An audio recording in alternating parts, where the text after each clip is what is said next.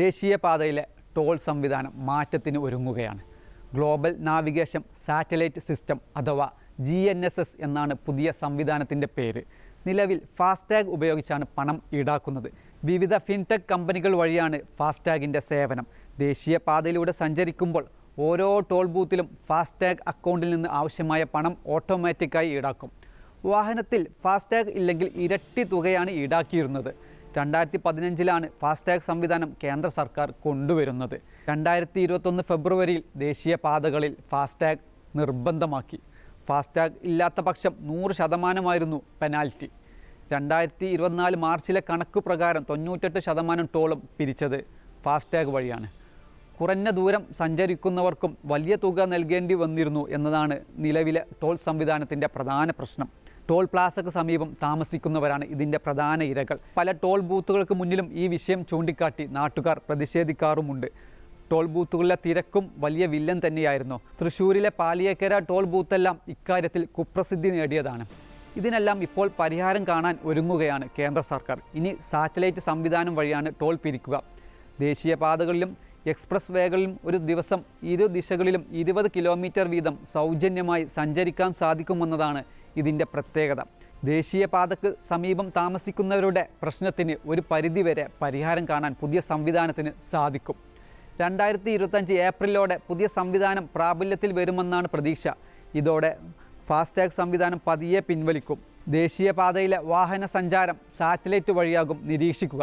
എത്ര ദൂരം സഞ്ചരിച്ചുവോ അതിനനുസരിച്ച് തുക ഈടാക്കും. ഫാസ്ടാഗ് ഉപയോഗിക്കുമ്പോൾ നിശ്ചിത തുകയാണ് നിലവിൽ ഈടാക്കുന്നത്. കേന്ദ്ര ഗതാഗത മന്ത്രാലയം 2008-ലെ നാഷണൽ ഹൈവേസ് ഫീ നിയമം ഭേദഗതി വരുത്തിയാണ് GNSS കൊണ്ടുവരുന്നത്. ടോൾ പ്ലാസകളിൽ തടസ്സമില്ലാതെ സഞ്ചരിക്കും വിധം GNSS ലൈനുകൾ സ്ഥാപിക്കാൻ ജൂലൈ 2-ന് ടെൻഡർ ക്ഷണിച്ചിട്ടുണ്ട്. ദേശീയപാത അതോറിറ്റിക്ക് കീഴിലെ ഇന്ത്യൻ ഹൈവേസ് മാനേജ്മെൻറ്റ് കമ്പനി ലിമിറ്റഡാണ് ടെൻഡർ ക്ഷണിച്ചത്. ഇതിൻ്റെ കരാർ നടപടി പുരോഗമിക്കുകയാണ്. ബംഗളൂരു മൈസൂരു പാതയിലും ഹരിയാനയിലെ പാനിപ്പറ്റ് ഹിസാർ പാതയിലും ഇതിൻ്റെ സാധ്യതാ പഠനം പൂർത്തിയായി. GNSS വരുന്നതോടെ ടോൾ ബൂത്തുകളിൽ തടസ്സമില്ലാതെ വാഹനങ്ങൾക്ക് അതിവേഗം സഞ്ചരിക്കാൻ സാധിക്കും. നിരവധി വികസിത രാജ്യങ്ങളിൽ ഈ സംവിധാനം ഉപയോഗപ്പെടുത്തുന്നുണ്ട്. ഇനി GNSS എങ്ങനെയാകും പ്രവർത്തിക്കുക എന്ന് നോക്കാം. ഇതിനായി ആദ്യം വേണ്ടത് വാഹനങ്ങളിൽ ഇതുമായി ബന്ധപ്പെട്ട ഓൺബോർഡ് യൂണിറ്റ് അഥവാ OBU ഘടിപ്പിക്കുക എന്നതാണ്. തുടർന്ന് ടോൾ ബൂത്തിലെ GNSS ലൈനിലൂടെ വാഹനം കടന്നു പോകണം.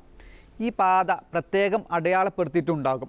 വാഹനം ഇതിലൂടെ കടന്നു പോകുമ്പോൾ പണം ഈടാക്കുന്നവർക്ക് OBU വഴി ദൂരവും സമയവും ലഭിക്കും. GNSS ഇല്ലാത്ത വാഹനങ്ങൾ ഈ ലൈനിലൂടെ വന്നാൽ 2 ഇരട്ടി തുക ഈടാക്കുമെന്നത് പ്രത്യേകം ശ്രദ്ധിക്കണം. ഭാവിയിൽ വരാൻ പോകുന്ന വാഹനങ്ങളിൽ കമ്പനി തന്നെ OBU ഘടിപ്പിച്ചു നൽകും. പഴയ വാഹനങ്ങളിൽ ഘടിപ്പിക്കാനുള്ള OBU വാങ്ങാനും സാധിക്കും. അതേസമയം GNSS സംവിധാനം വന്നാലും ഉടനടി ഫാസ്ടാഗ് ഒഴിവാക്കില്ല. ആദ്യഘട്ടത്തിൽ 2 സംവിധാനങ്ങളും ഒരുപോലെ കൊണ്ടുപോകും. ഭാവിയിൽ GNSS കൂടുതൽ പ്രചാരണം നേടുമ്പോൾ ഫാസ്ടാഗ് സംവിധാനം പതിയെ മാറ്റും. അതോടെ ടോൾ പ്ലാസയിലെ എല്ലാ ലൈനുകളും GNSS ആയി മാറ്റാനാണ് കേന്ദ്ര സർക്കാർ ലക്ഷ്യമിടുന്നത്.